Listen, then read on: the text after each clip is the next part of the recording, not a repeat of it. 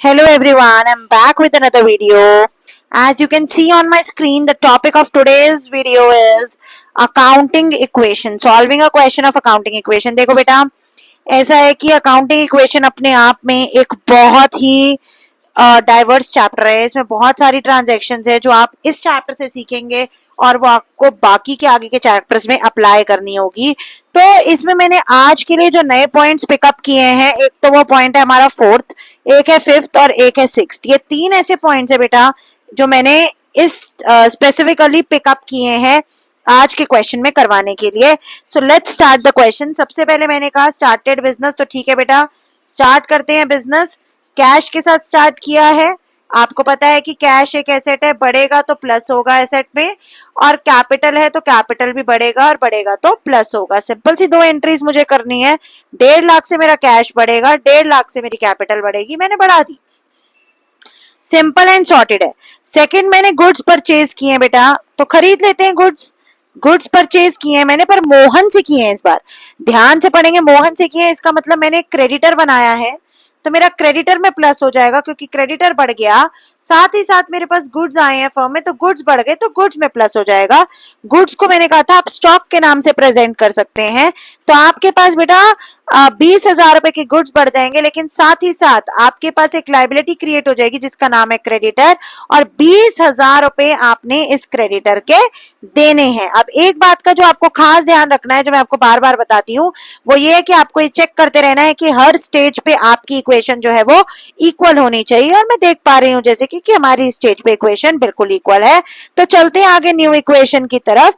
अगर मैं new equation की तरफ बढ़ती हूँ तो मुझे दिख रहा है कि मेरे कैश में 1.5 लाख है, मेरे पास स्टॉक में 20,000 रुपए हैं, मेरे पास क्रेडिटर्स 20,000 से बने हैं, और मेरे पास कैपिटल में 1.5 लाख रुपए है। और अभी भी इस स्टेज पे अगर मैं चेक करूं तो मेरी इक्वेशन बिल्कुल इक्वल है। 170 इज इक्वल्स टू 170 है। और अगर मैं दूसरी आपसे तीसरी ट्रांजेक्शन की बात करूं कि मैंने मशीनरी परचेज की है बेटा, तो मैंने मशीनरी खरीदी है, सिंपल है, एक नई एसेट खरीदी है, मशीनरी एसेट बढ़ गई बेटा, और मेरे कैश चला गया, तो इसलिए कैश में से माइनस हो जाएगा 30,000 रुपए, क्योंकि 30,000 रुपए की मैंने मशीनरी खरीदी है और मेरे पास एक नई एसेट बन रही है बेटा, इसलिए मैंने मशीनरी में 30,000 रुपए ऐड कर दिए। क्या इसके अलावा इसकी कोई एंट्री होगी? नहीं होगी बेटा। मेरे प्यारे बच्चों, इसमें सिर्फ हमें इतना ही सॉल्व करना है, और इस स्टेज पे भी मैं चेक कर सकती हूँ बेटा कि मेरी इक्वेशन जो है बिल्कुल इक्वल है। -30,000 कट प्लस 30,000 जीरो होता है, इसलिए 0 इक्वल्स टू 0 हो गया मेरा इस एंट्री में भी। तो इस एंट्री के लिए हम यही कहेंगे कि मेरी इक्वेशन जो है वो इस स्टेज पे बिल्कुल इक्वल है। अब बात करते बेटा न्यू इक्वेशन की। जल्दी से एक नई इक्वेशन बनाएंगे। जब मैंने एक नई इक्वेशन बनाई तो मुझे क्या दिखता है बेटा, 1,20,000 plus 20,000 plus 30,000 equals to 20,000 plus 1.5 lakh. और अगर मैं इस स्टेज पे भी चेक करूं बेटा, तो मुझे क्या देखने को मिलता है कि 170 इज इक्वल्स टू 170, और मेरी ट्रांजेक्शन जो है वो क्या है, बिल्कुल और बिल्कुल इक्वल है। इसलिए घबराने की कोई बात नहीं है। आप देख सकते हैं, जिसे नहीं समझ आता वो इस तरीके से एरोज की हेल्प से अपने क्वेश्चन को सॉल्व कर सकता है। वो एरोज को एक इमेजिनरी एरोज की तरह बना सकता है, और यूं इस तरीके से आप समझ सकते हैं कि मैं किस फिगर्स को कहां पे प्लस कर रही हूँ, कहां माइनस कर रही हूँ। अब आप देखिए, paid to Mohan in full settlement, ये पॉइंट लेने के लिए ही मैंने क्वेश्चन कराया है। इसके लिए मैं आपको वर्किंग नोट्स में दिखा देती हूँ, एक बार ध्यान से देखिएगा। वर्किंग नोट्स में मैंने कहा paid to Mohan in full settlement. बेटा जब वर्ड लिखा हुआ आ जाता है फुल सेटलमेंट, तो फुल सेटलमेंट का मतलब होता है कि अब मैंने मोहन को 18,000 रुपए दे दिए हैं, इससे ऊपर 1 रुपया भी हम उसे नहीं देंगे। अब मेरी बात जो है मोहन के साथ यही 18,000 पे सेटल हो गई है। एक्चुअली मैंने मोहन को देने कितने थे, 20,000, मैंने उसको 18 दे के बात खत्म कर दी। इसका मतलब है 2,000 मुझे नहीं देने। ये मेरे लिए एक प्रॉफिट है, और प्रॉफिट को हम हमेशा कहाँ ऐड करते हैं बेटा, कैपिटल में। इसलिए जब मैंने मोहन को उसके 20,000 में से 15,000 दिए, 18,000 दिए, तो इसका मतलब ये है कि मोहन पूरे 20,000 से खत्म हो गया, क्योंकि अब मुझे इसको 1 रुपया भी और पे नहीं करना है, और 2,000 रुपए का मुझे क्या हो गया, प्रॉफिट हो गया, जो मेरे खाते में चला गया, कैपिटल में चला गया। प्लस साथ ही साथ मैंने उसको कैश पे किया है 18,000 रुपए, इसलिए मेरे कैश में से 18,000 रुपए कम हो गया। जिस भी बच्चे को डाउट है वो ये चीज देख सकता है कि -18,000 इज इक्वल टू -18,000। इस स्टेज पे भी मेरी इक्वेशन बिल्कुल इक्वल है। और इक्वेशन इक्वल करके दिखाना ही सिर्फ हमारा मोटिव नहीं है, हमारा मोटिव रीजन समझना भी है कि बेटा देखो ध्यान से समझो, मोहन को हमने फुल सेटलमेंट में 20,000 रुपए की जगह 18,000 रुपए देके उससे क्वेश्चन खत्म कर लिया, उससे अपना सारा हिसाब किताब खत्म कर लिया। जब मैंने उससे सारा हिसाब किताब खत्म कर लिया तो 2,000 रुपए का मेरे को प्रॉफिट हुआ जो मेरे कैपिटल में ऐड हो गया। और वो 2,000 रुपए जब मेरे प्रॉफिट कैपिटल में ऐड हो गया, साथ ही साथ मोहन पूरा 20,000 से फिनिश हो गया। और देखते ही देखते मेरे पास मेरे कैश में से 18,000 रुपए क्या हो गया बेटा, कम हो गया। मैं देख पा रही हूं कि अगर आपने जो है इस पॉइंट की ना बड़ी खास बात है, ये पॉइंट ना बच्चे काफी बार ना कंफ्यूज हो जाते हैं इस चीज में कि किस तरीके से फुल सेटलमेंट का मतलब क्या है, और हम बहुत बड़ी गड़बड़ करके आ जाते हैं एग्जाम में। इसलिए फुल सेटलमेंट का मतलब आपने आज के बाद ध्यान रखना है कि उतना हमने देके नक्की करा, हमें उससे ना लेना एक है ना देना दो है, कोई रुपया लेना देना अब नहीं है। नेक्स्ट एंट्री पे आते हैं, प्रीपेड रेंट नाम की एक एंट्री मुझे दिखाई दे रही है बेटा। ये भी एक बहुत ही अलग एंट्री है, इसलिए मैंने इसके ऊपर आपको एक क्वेश्चन कराना चाहा। प्रीपेड रेंट का मतलब होता है बेटा, ध्यान से समझिए, वर्किंग नोट्स में इसका मतलब भी समझिए। मैंने कहा आपको कि प्रीपेड रेंट है जी, ठीक है, इसका मतलब हुआ प्रीपेड। प्रीपेड रेंट मींस कि ये एक्सपेंस है जो मैंने एडवांस में पे कर दिया, एक्सपेंस पेड इन एडवांस, मैंने एडवांस में दे दिया। इसका मतलब है इसका लाभ अभी तक मैंने उठाया नहीं है। अगर बेटा मैंने इसका लाभ अभी तक उठाया नहीं है तो इसका मतलब है इसका लाभ मुझे अभी उठाना है, और ये मेरे लिए क्या है, एक it is an asset for me, this prepaid is an asset for me. तो ये मेरे लिए एक एसेट बन जाएगा क्योंकि मैंने इसको एडवांस में पे कर दिया है। प्लस अगर बेटा मैंने इसे एडवांस में पे किया है तो 1,000 रुपए तो मेरे कैश में से कम हुआ होगा ना, क्योंकि मैंने इस एक्सपेंस को, इस खर्चे को एडवांस में ही पे कर दिया, रेंट के खर्चे को। इसलिए ये बेटा कहां से माइनस हो गया, ध्यान से देखें, ये मेरे अकाउंट से माइनस हो गया और कैश में से ये माइनस हो गया। प्लस ये मेरे लिए एक एसेट है, इसलिए इसका एसेट में एक कॉलम मैंने ओपन कर दिया। यहीं से मैं क्या ऑब्जर्व करती हूं कि मेरे पास मेरी न्यू इक्वेशन क्या बन के आती है। जब मैं न्यू इक्वेशन चेक करूंगी बेटा तो वो 1,01,01,01,000 रुपए बनेगी, प्लस 20,000 प्लस 30,000 प्लस 1,000। और साथ ही साथ में क्या देख सकती हूं, जस्ट अ सेकेंड, और साथ ही साथ हम उसमें क्या देखेंगे बेटा कि हमारी किस तरीके से जो बाकी की वैल्यूज है, चाहे वो मेरी एसेट है, ये देखिए क्वेश्चन आ गया, चाहे वो मेरी एसेट है उसमें मेरे पास आ जाएगा 1,000 रुपए वैल्यू मेरा प्रीपेड का, लाइबिलिटीज मेरी नील है, और 1,50,000 या आप कह सकते हैं 1,52,000 मेरे पास मेरी कैपिटल में रिफ्लेक्ट हो रहा है। आप ध्यान से देख सकते हैं, ये देखिए।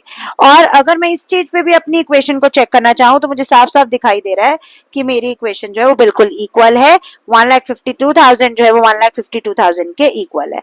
सिक्स्थ एडजस्टमेंट पे आते हैं और लास्ट एडजस्टमेंट पे आते हैं, जिसका है कि कमीशन रिसीव्ड इन एडवांस। इसका मतलब है कि मुझे एडवांस में कमीशन का पैसा कुछ रिसीव हुआ है बेटा। अगर बेटा मुझे एडवांस में कमीशन का पैसा रिसीव होता है तो क्या होगा, ध्यान से सुनिए और इस पॉइंट को समझिए।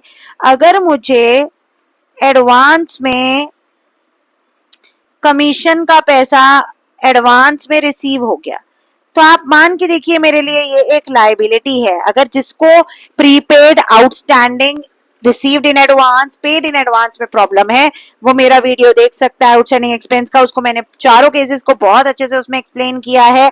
आप आराम से उस वीडियो को गो थ्रू कर सकते हैं और अपने इस डाउट को बहुत बहुत बहुत अच्छे तरीके से क्लियर कर सकते हैं। अब मैं इस पॉइंट पे वापस आना चाहूंगी, कमीशन रिसीव्ड इन एडवांस मेरे लिए एक लायबिलिटी है बेटा। क्यों? क्योंकि ये मुझे पे करनी है, मैंने पे कर दी है, लेकिन रिसीव्ड इन एडवांस मतलब मुझे मिल चुकी है एडवांस में, और जो कमीशन मुझे एडवांस में मिल चुकी है उसके लिए मुझे सर्विस तो अभी देनी पड़ेगी ना बेटा। इसलिए यहाँ पे एडवांस कमीशन करके मेरा एक कॉलम ओपन हो जाएगा, और इस कॉलम के लिए आप ध्यान से देखिए, इस कॉलम के लिए बेटा मेरे को क्या करना पड़ेगा, इस कॉलम के लिए मेरा एक अमाउंट जो है वो यहाँ 500 का ऐड हो जाएगा इस कॉलम में, और ये मैं एडवांस में रिसीव कर चुकी हूँ. I have already received this amount of 5,500 in advance. जब भी ऐसा होता है ना, आपको देखिए, मैंने आपको एक केस करवाया था मेरी, अगर आपने लास्ट वीडियो को रिकॉल किया होगा तो आप एक चीज को ध्यान रखेंगे कि मैंने चारों केसेस बताए थे. देखो बेटा, जब मैं आउटस्टैंडिंग की बात कर रही हूँ, स्पेशली एक्सपेंस की, तो आउटस्टैंडिंग एक्सपेंस मेरे लिए क्या है? आउटस्टैंडिंग एक्सपेंस मेरे लिए एक लायबिलिटी है. और क्या होता है ना कि जब आउटस्टैंडिंग एक्सपेंस हम एक लायबिलिटी की तरह उसे ट्रीट करते हैं तो वो ड्यू है which is not yet paid, और वो मेरे लिए, मैंने उसका कॉलम एक लायबिलिटी में खोल दिया था. ठीक है, क्या किया था मैंने, जब आउटस्टैंडिंग एक्सपेंस का मैंने केस कराया था, मैंने कहा था बेटा लायबिलिटी में इसका एक कॉलम खोल के इसको ऐड कर दो, प्लस ये आउटस्टैंडिंग है, अभी तक मैंने इसको दिया नहीं है, इसलिए ये मेरी कैपिटल से क्या हो जाएगा? माइनस. ये फ्यूचर में होने वाला नुकसान है, तो फ्यूचर में होने वाला नुकसान भी हो तो ये मेरी कैपिटल से माइनस हो जाएगा. फिर मैंने आपको कराया था एक एक्रूड इनकम्स. एक्रूड इनकम्स में मैंने आपको बताया था कि ये मेरे लिए एक एसेट है बेटा. क्यों? क्योंकि ये ड्यू है, पर मैंने अभी तक ये इनकम रिसीव नहीं की है, मेरे पास आने वाला पैसा है, इसलिए मेरी एसेट में प्लस हो जाएगा और मेरी कैपिटल में से क्या हो जाएगा? कैपिटल में भी प्लस हो जाएगा. क्यों? क्योंकि ये पैसा अभी आया नहीं है, ये पैसा मेरे पास आना है. जो पैसा मेरे पास अभी आना है वो किसी न किसी फॉर्म में मेरी कैपिटल को बढ़ाएगा बेटा, और जो चीज मेरी कैपिटल को बढ़ाएगी उसको कहाँ शो करना पड़ेगा? उसे कैपिटल में हमें ऐड करके शो करना पड़ेगा. अब मैंने आपको बताया प्रीपेड. प्रीपेड एक्सपेंस मतलब जो मैंने एडवांस बेटा पे कर दिया. अगर मैंने कर दिया तो मेरी कैश कम हो गया, कैश के साथ साथ मेरा एक एसेट फॉर्म हो गया, एसेट बढ़ गया, एक एसेट बढ़ा, एक एसेट कम हुआ. लेकिन यही जो मैं अगर इस कमीशन रिसीव्ड इन एडवांस की अगर बात करूं, तो ये कमीशन बेटा मैंने एडवांस में रिसीव की है. अगर मैंने इस कमीशन को एडवांस में बेटा रिसीव किया है तो ये मेरी दो चीजों को इफेक्ट करती है. एक तो ये मेरे लिए एक लायबिलिटी बन के रह गई, क्योंकि मैंने इसका पैसा कमीशन का रिसीव कर ले, लेकिन service is yet to be rendered. अभी मैंने इसके बिहाफ पे सर्विस देनी है. लेकिन इससे मेरा एक और फायदा क्या हुआ कि मेरा कैश जो है वो 500 से बढ़ गया. तो यहाँ पे मेरे पास मेरी फाइनल इक्वेशन क्या आ जाती है, जिसे मैं लिखूंगी मेरी final equation. My final equation will come out to be 1,01,0500 plus 20,000. आप यहाँ पे नील दिखा सकते हैं ताकि आपको कोई कंफ्यूजन ना हो कि हमने कहाँ पे किसको क्यों प्लस किया. कुछ बच्चे काफी कंफ्यूज हो जाते हैं प्लस माइनस में, इसलिए बहुत ही स्टेप बाय स्टेप मैंने आपको हर एक पॉइंट बताया है. आप भी इस तरीके से स्टेप बाय स्टेप अगर इसे करेंगे तो आपको कभी भी डाउट नहीं आएगा. और यहीं पे अगर बेटा आपकी तसल्ली के लिए अगर आप चाहते हैं कि मैं इसका टोटल करके आपको दिखाऊं तो वो भी जरूरी है, आप टोटल करके दिखा सकते हैं. और फाइनल इक्वेशन को मैं बार बार बताती हूँ बच्चों को कि इसे डबल लाइन से क्लोज करना है, क्योंकि हमारे लिए फॉर्मेट भी इक्वली इंपॉर्टेंट है. अगर मैं इन दोनों साइड्स का टोटल करूं तो मुझे क्या दिखता है? 1,52,500 जो है वो टोटल आना चाहिए मेरा इस साइड का भी.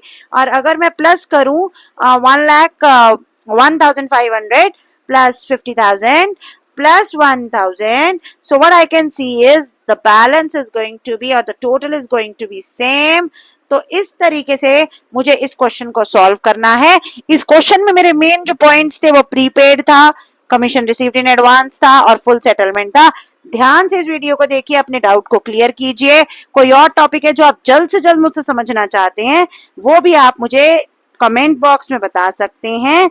सो इसलिए don't forget to subscribe, like, share my channel and जल्दी से वीडियो को लाइक कर लो और अपने बहुत सारे फ्रेंड्स के साथ शेयर करो. तब तक के लिए थैंक यू.